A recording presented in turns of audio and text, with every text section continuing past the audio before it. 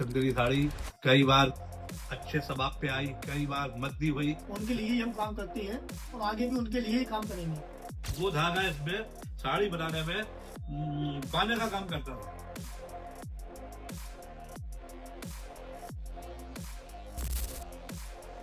एक कारीगर मिलकर बनाता है बूटी, छोटी बूटी। ये साड़ी लगभग 15 दिन में तैयार होती है, एक साड़ी बनके। इस हिसाब से चंदेरी साड़ी बनती है, इसको बोलते हैं प्योर हैंडलूम चंदेरी साड़ी। हमने खुद अपने उसमें देखा है।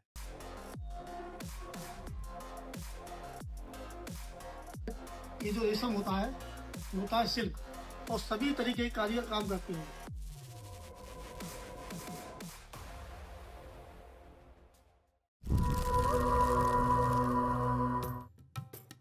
ये साड़ी लगभग 15 दिन में तैयार होती है, एक साड़ी बनके। एक कारीगर मिलकर बनाता है।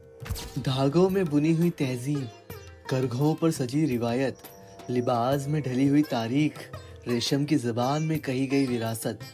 चंदेरी साड़ी एक पहनावा नहीं, वक्त की हथेलियों पर लिखी हुई दास्तान है। 1946 में बुनकर सोसाइटी बनी थी, उसके सदस्य बने थे। चंदेरी साड़ी कई बार अच्छे स्वभाव पे आई, कई बार मद्दी हुई। हम लोग इस रेशम की पहले गुंडी बनाते हैं, उस फ्रेम पे उसको सेट करते हैं। सेट करने के बाद एक एक धागा इस टंगी के अंदर लेते हैं। वो उसमें टाइम लगता है धागा लेने में, कम से कम 3 दिन। फिर अपन बॉर्डर का डिजाइन सेट करते हैं, बूटी का डिजाइन सेट करते हैं। उसके बाद में फिर अपन हिमल को तैयार करने के बाद ये अपना इस पेटी के अंदर जाएगा। बांधने से साड़ी तैयार होती है। ताना जो होता है वो हर साड़ी में रेशम का होता है। ये जो डिजाइन है, ये जगाट के माध्यम से एक एक तिल्ली ऐसे वीविंग करके डाली जाती है इसमें। इस हिसाब से चंदेरी साड़ी बनती है। इसको बोलते हैं प्योर हैंडलूम, हाथ का काम। इसमें कोई मशीने काम नहीं है, प्योर एकदम प्योर सिल्क। पीढ़ी दर पीढ़ी चली आ रही ये रिवायत, ये परंपरा आज भी जमाने की अकीदत को जिंदा किए हुए है। हुनर ने जब जमाने की बात तो सफरनामा उसका जरिया बना। धरोहर वही रही, सिर्फ दौर बदले गए। देखो साड़ी बनने में 2 धागा यूज होता है। इसमें ओवा धागा जो होता है, लंबा धागा, उसको ताना बोलते हैं, और जो विविंग में होता है उसको पाना बोलते हैं। हिमल को तैयार करने के बाद ये अपना इस पेटी के अंदर जाएगा। जाने के बाद फिर अपन इसको इस तरीके से बांधे को बुनेंगे। इसके जो बाना होता है, इसमें सबसे पहले कॉटन लगता था। अब कॉटन थोड़ा कम हो गया तो मसलाई लगने लगी। मसलाई लगते लगते कुछ कम हो गई तो सिल्क लगने लगी। सिल्क भी अब लगते लगते थोड़ी कम होती जा रही तो पूना रेशम लगने लगा।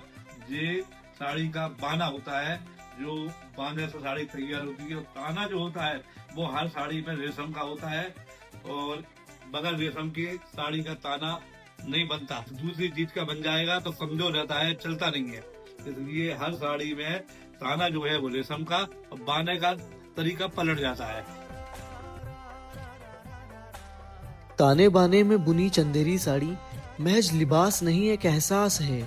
हर रेशा वक्त की दास्तान समेटे है, हर बुनावट तहजीब और हुनर का इजहार।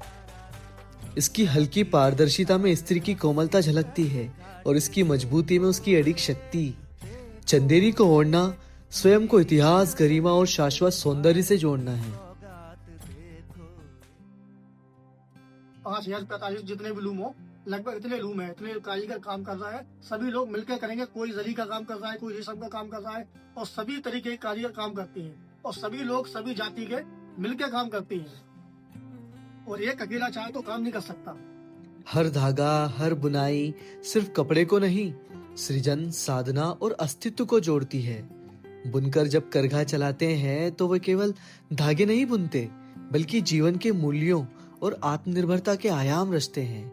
यहाँ से जन्म लेता है रोजगार, और यहीं आकार लेती है मध्य प्रदेश की परिकल्पना, आत्मनिर्भर मध्य प्रदेश, जहाँ संस्कृति, श्रम, परंपरा और प्रगति एक ही अनंत धागे में अविभाज्य रूप से जुड़े हैं।